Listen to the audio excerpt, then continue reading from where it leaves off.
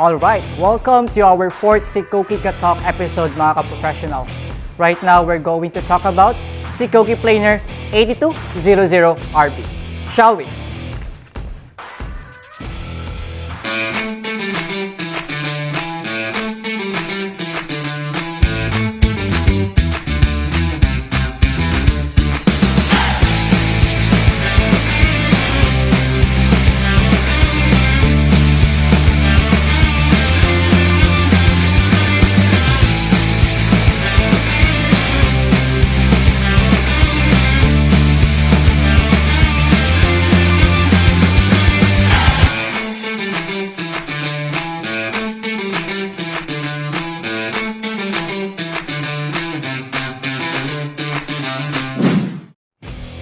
Our Zekoki Planer ZKK8200RB has 600 watts input power and a depth capacity of 1 millimeter.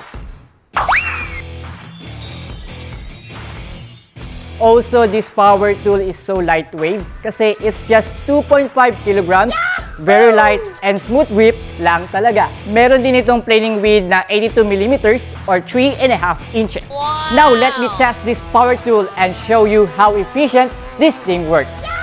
Alright, so right now guys, let me flex to you naman ang ating ZKK8200RB and it's a planer.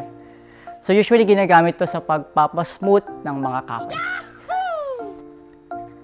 Let me show you how this little guy works.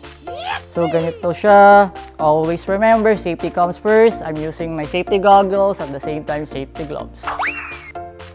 And let's go!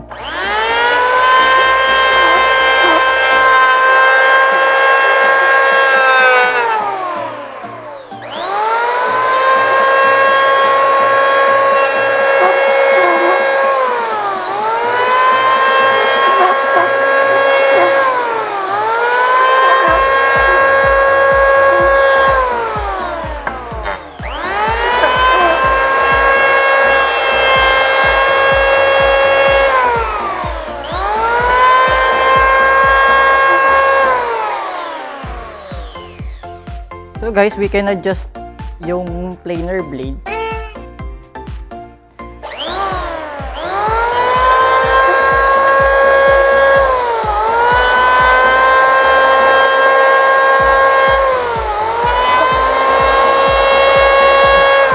Yan.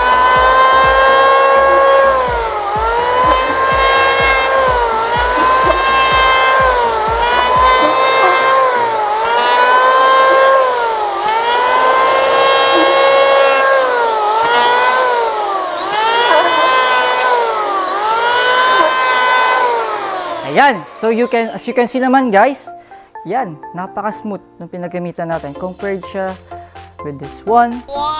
It's rough. So when I use 8200RB, yeah, that's it. So ganyan ka-smooth mag-plane ang ating 8200RB guys. Okay, so right now, tune in lang tayo for our next Zekoki episode and we'll be featuring Zekoki Jigsaw. And always remember, right tools for the right job.